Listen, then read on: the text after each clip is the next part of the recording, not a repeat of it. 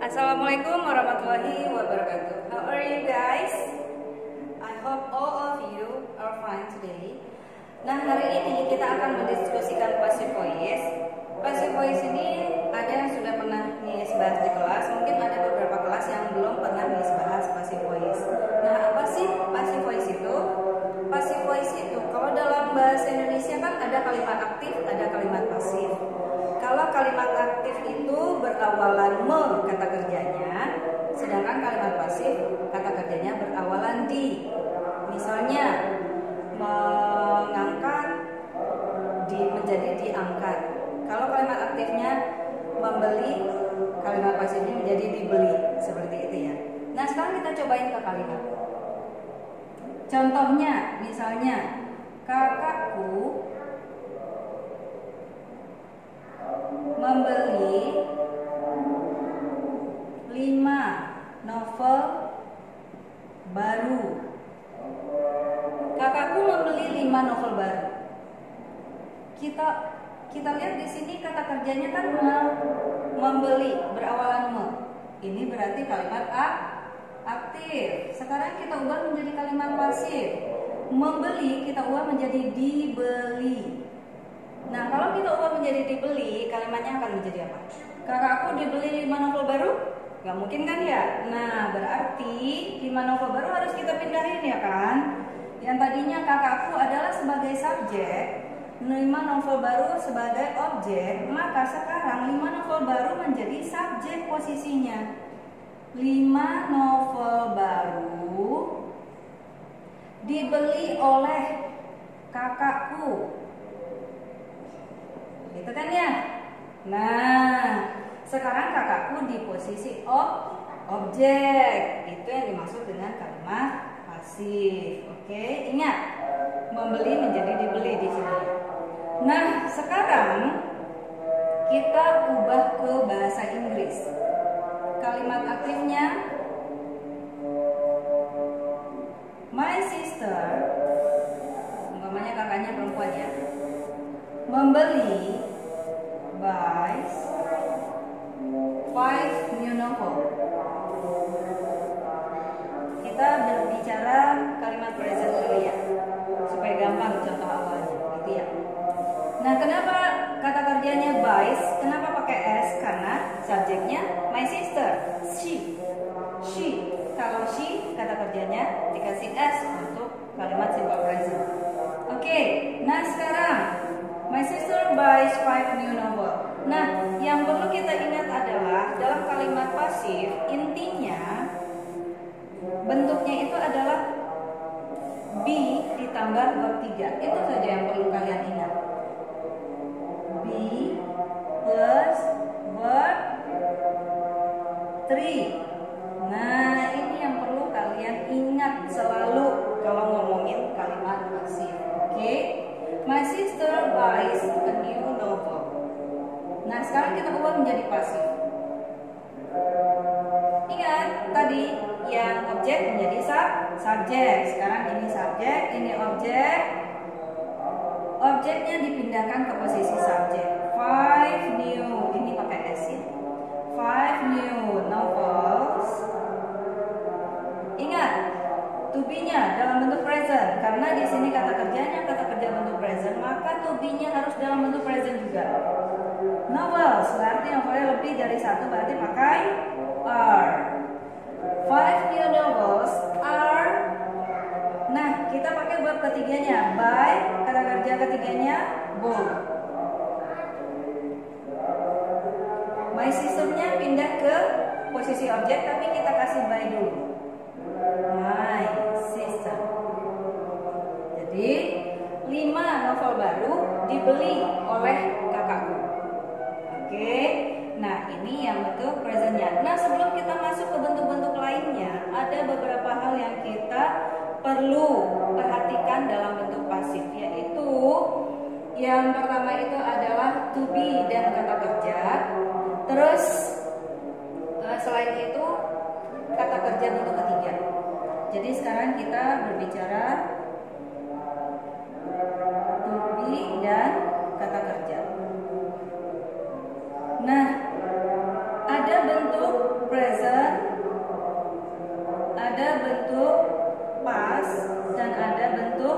perfect tense, atau yang sering kita sebut bentuk kata kerja pertama, kedua, dan ketiga. Tapi kita tidak hanya akan berbicara kata kerja, tapi juga to be sekarang ini, ya.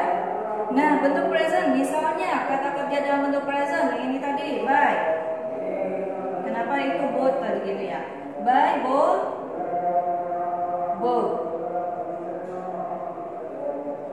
Nah, kan kalian sudah pernah hafalkan ya, by both. Kalau sing, sang, sang.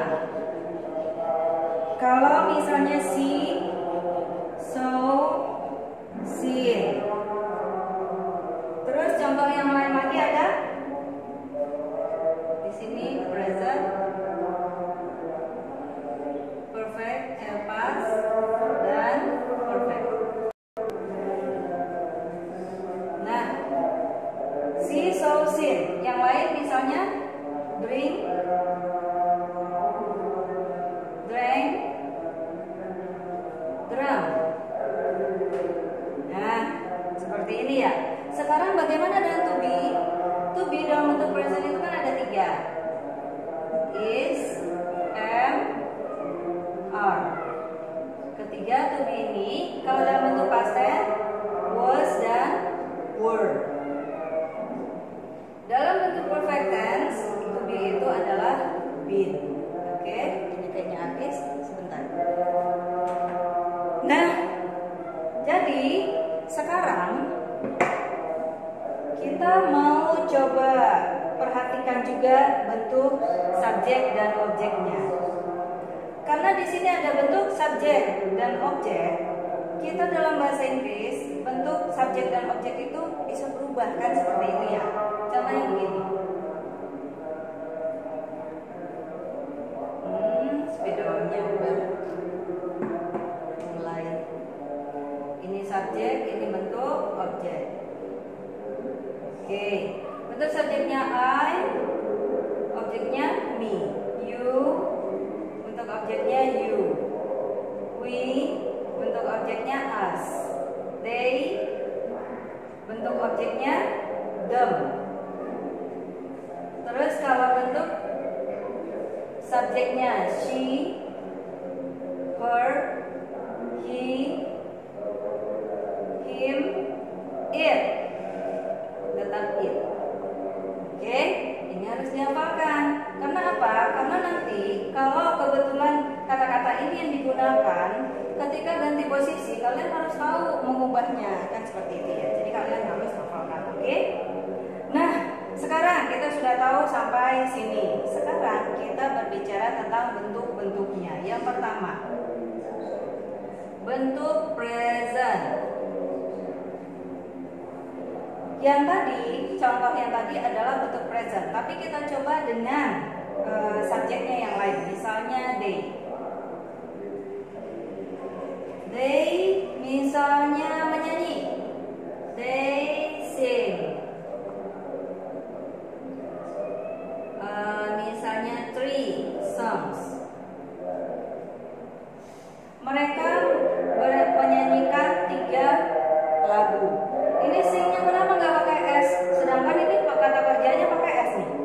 Nah, di sini kata kerjanya tidak pakai S karena subjeknya adalah they.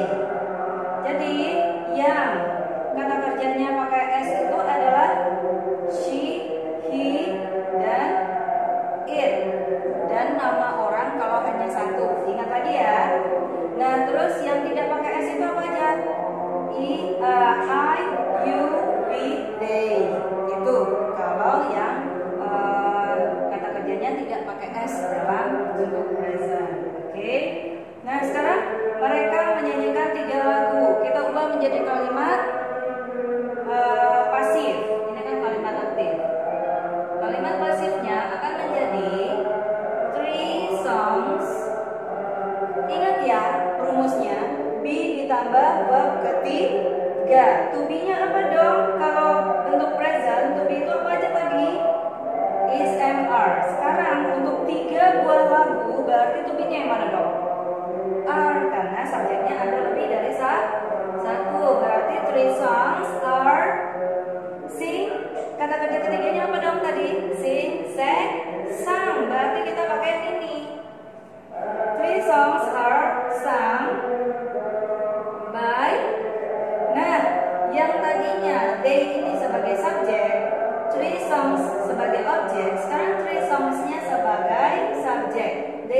sebagai objek. Nah, they kalau berubah menjadi objek, lihat bentuk subjeknya they, bentuk objeknya them. Berarti di sini harus berubah menjadi them. Three songs are sung. Sing. Three songs are sung by them. Oke, is it clear? Jelas ya. Nah, sekarang kita masuk ke bentuk lain.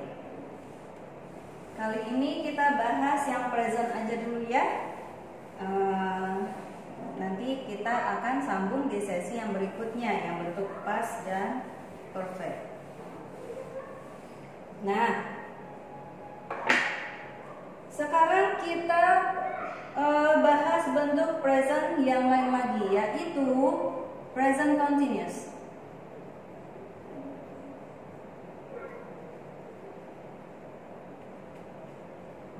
Nah, contohnya begini.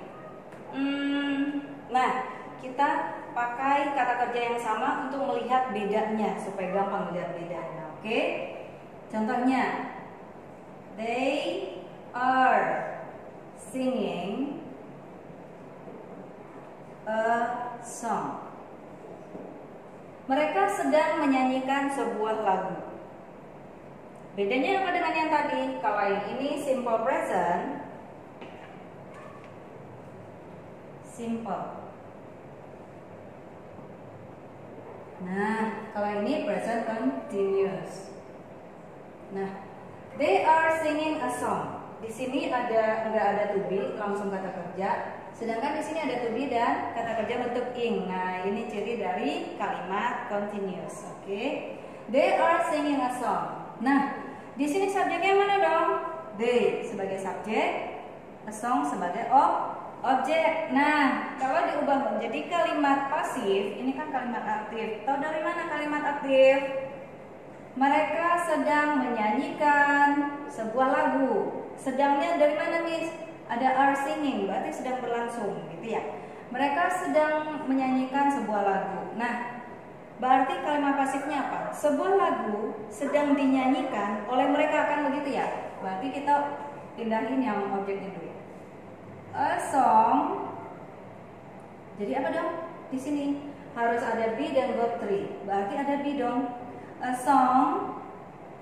Apakah are? Oh, di sini ada ada satu. Berarti to be-nya apa dong kalau hanya satu? Berarti to be-nya is. A song is. Di sini ada singing. Sedangkan kita harus pakai verb 3. Sing, kata kerja ketiganya apa dong tadi? Sing, sang, sang. Berarti sung. A song is sung.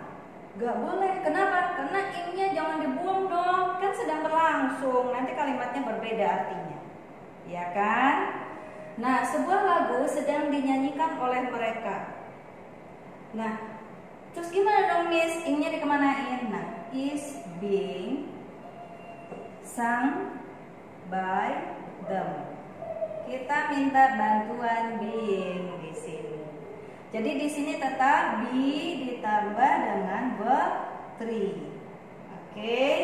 Nah, ini untuk bentuk present continuous. Sekarang yang ketiga.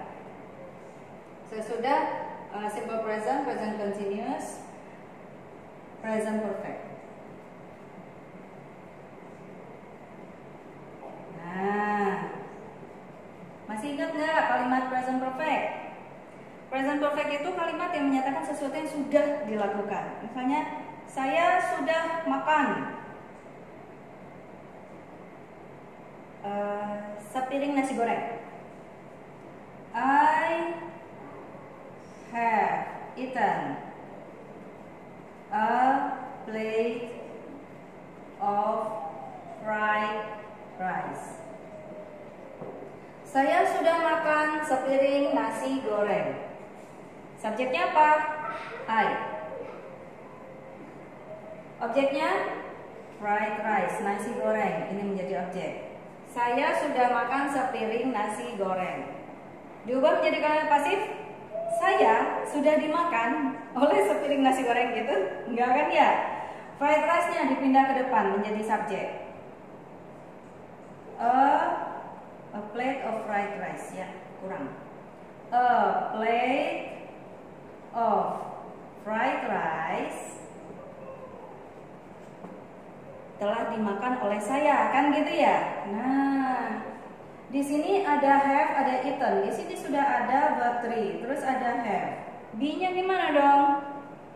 Ingat, namanya kalimat perfect, berarti kita menggunakan to be dalam bentuk ketiga. Nah, to be dalam bentuk ketiga tadi apa? Been.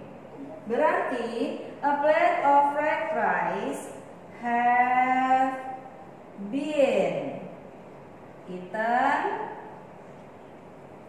by me. A plate of fried rice have been eaten by me. Terus persyaratannya be ditambah verb 3 mana, Miss? Ini be dalam bentuk ketiga. Terus eaten verb dalam bentuk ketiga. By me. Nah, me di sini yang tadinya posisinya sebagai subjek berubah menjadi objek. Ini yang bentuk subjek tadi, yang bentuk objek tadi berubah menjadi bentuk subjek. Oke, is it clear? Jelas sampai sini? Jelas ya. Nah, terus ada present perfect continuous tense. Nah, Miss rasa cukup sampai present perfect continuous tense dulu nanti ya, supaya kalian nggak, aduh Miss kebanyakan gitu ya. Nah, sekarang ini Miss hapus dulu.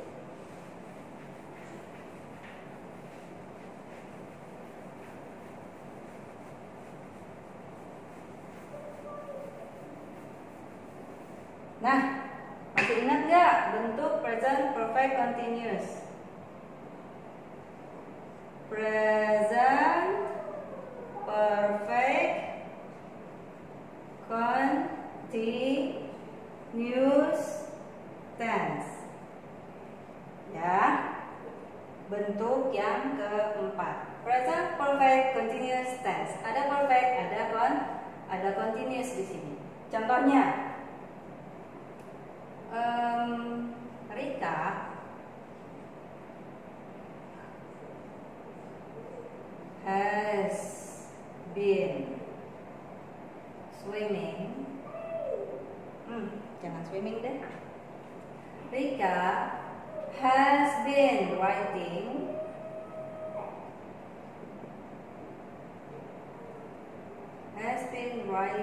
a letter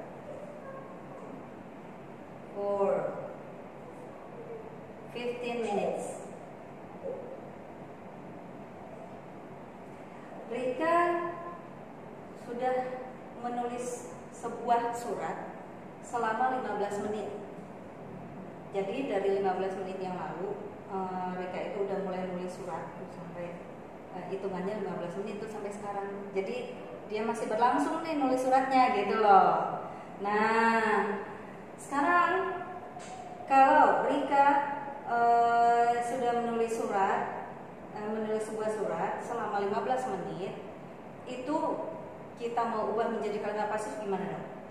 Sebuah surat sudah ditulis, sedang ditulis oleh Rika selama 15 menit gitu ya. Jadi dari 15 menit yang lalu dia sudah mulai menulis surat sampai sekarang pun masih gitu. Nah, sekarang kita ubah menjadi kalimat pasif. Subjeknya siapa? Subjeknya Rika, ini subjek. Objeknya apa? A letter. Ini objek. Nah, sekarang kita ganti objeknya di depan. A letter.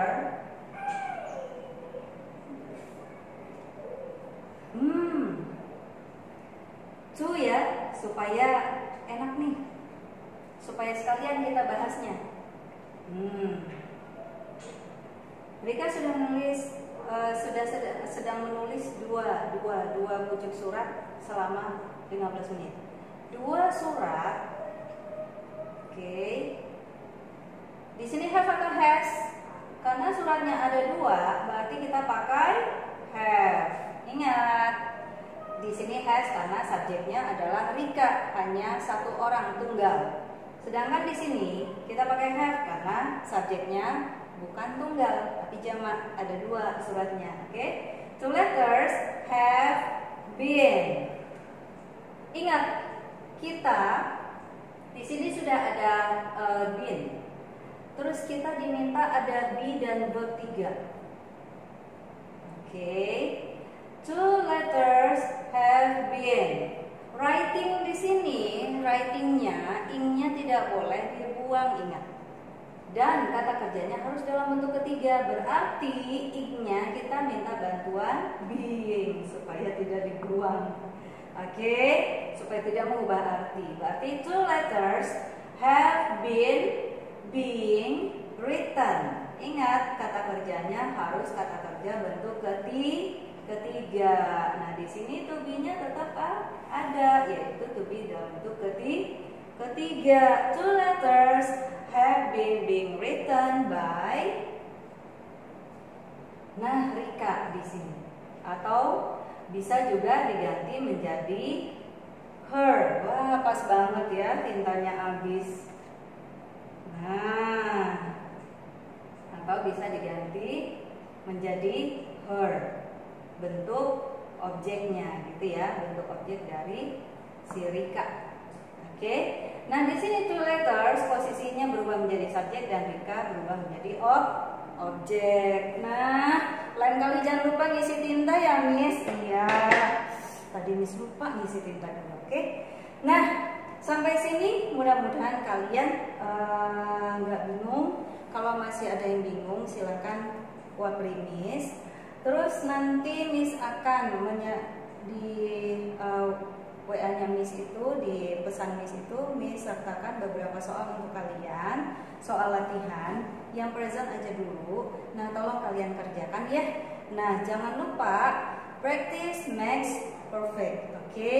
Nah, sekian saja dulu bahasan kita kali ini. Kita akan ketemu lagi di bahasan berikutnya dalam bentuk past. Kalau ini kan present semua nih tadi.